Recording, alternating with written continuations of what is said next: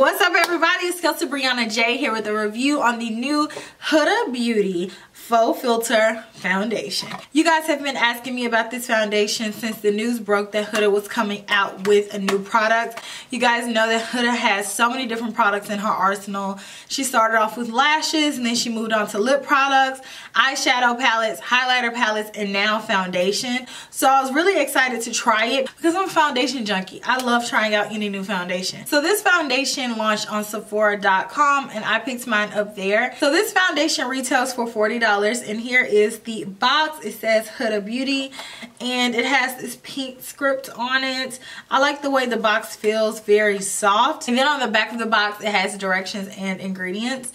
And then on the side it says high coverage cream foundation, effortless application, camouflages, imperfections and pigmentation, soft focus, filter, finish. There are 30 different shades of foundation and I got the shade Toffee, which is 420G, which I presume stands for golden. So here's the actual bottle. It's in a hard plastic bottle and then it's a black top.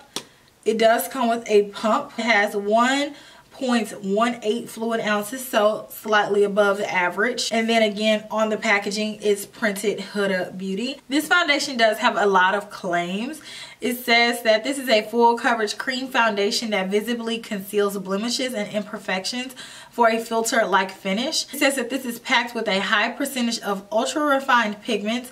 The Faux Filter Foundation visibly smooths an even skin texture, diminishing the appearance of blemishes, scars, hyperpigmentation, and redness to create a flawless airbrushed finish. Enriched with argan oil and centella acetica. I'm gonna have to look that one up. Okay, so I looked it up. It's pronounced Asiatica. It is a plant and it is an herbaceous plant. It is an annual herb native to India, Australia, and Asia. Its leaves are eaten as a vegetable and it is also an important herb in the traditional medicine systems of those places. It may help prevent against skin cancer caused by exposure to ultraviolet radiation, liver, anti-anxiety, we're not eating it, wound healing.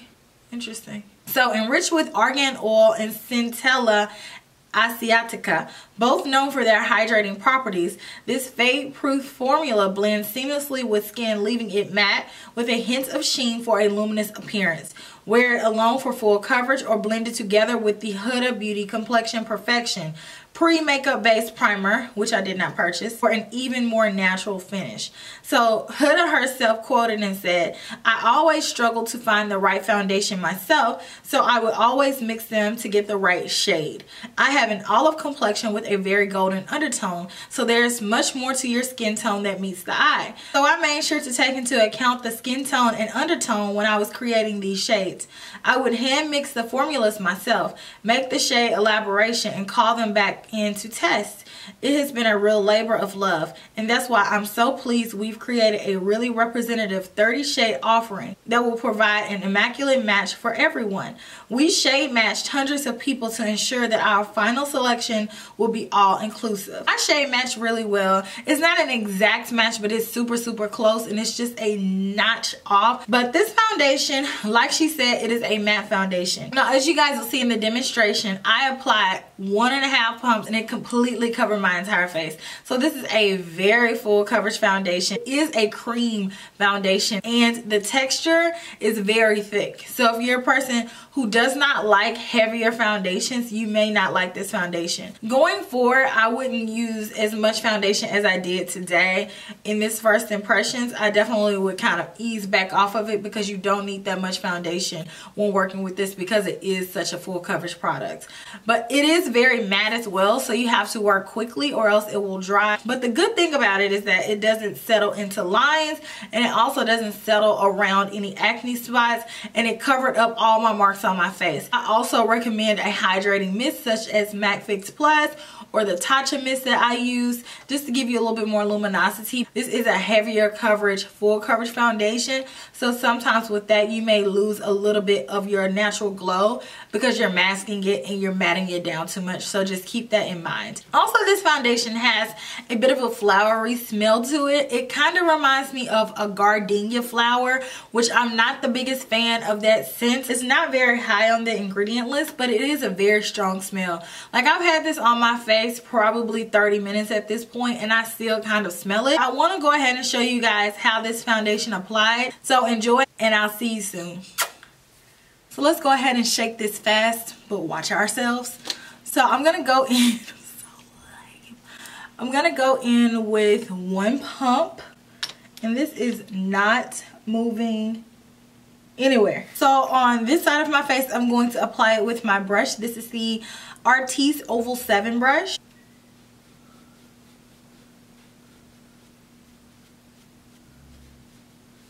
I match myself so good. This stuff is thick.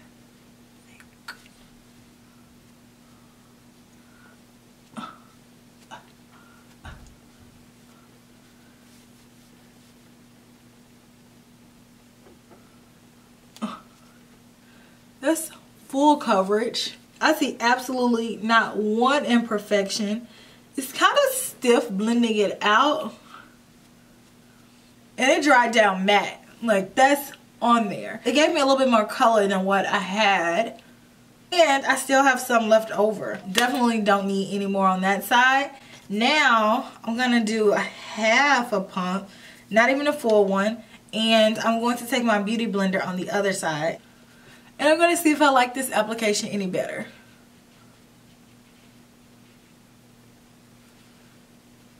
Yeah, I think I definitely like the beauty blender better just because this stuff is so thick. Need a little bit of hydration to kind of move it around better. This is the type of foundation that you have to work quickly with because it's a thicker cream foundation. And once it's on there, it's on there. With the pump and a half, I got the full coverage that you see here. With the brush, I think it put it on too thickly. I prefer a beauty blender with it. I feel like it sheared it out. It's not a perfect color, but I feel like there's not going to be a color that's as close to me as this one is because it's just a hair different. It's a satin matte foundation, so if you have drier skin, it may be a little bit too dry for you. I don't necessarily feel like I need to set it, but I am going to add a little bit of powder on top. So I'm going to go ahead and apply the rest of my makeup on my face, and I'll be back to show you guys what it looks like. So this is what everything looks like all together. I mean, my makeup went on really smoothly on top of it. I did put a very light powder. I put the Cover FX Perfect pressed powder on top, which is a really lightweight powder and not even a whole lot of it, and I feel like I'm just so matte. So I actually want to go in with some Tatcha Luminous Dewy Skin Mist just to give my skin a little bit more luminosity because I feel like it's really lacking with this foundation combination. I'm going to continue wearing this foundation for the rest of the day, and I'll check in to let you guys know how it's going. So stay tuned and I'll be back. So I'm back and I've had this foundation on for 8 hours now, and I wanted to give you guys my final thoughts on it since I've had it on for the entirety of the day. I totally do not like it.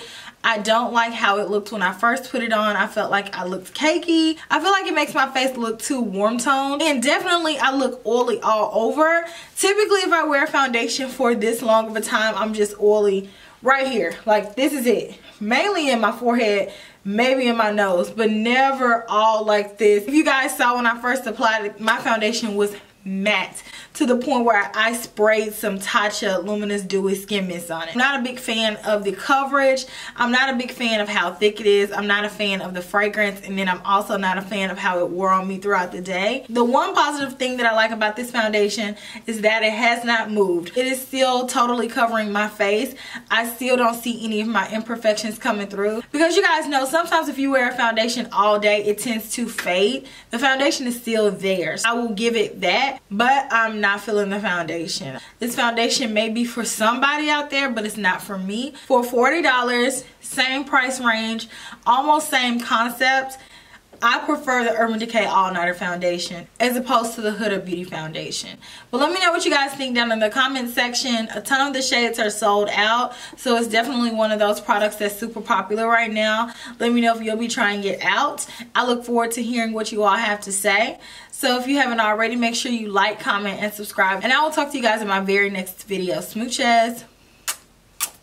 Bye.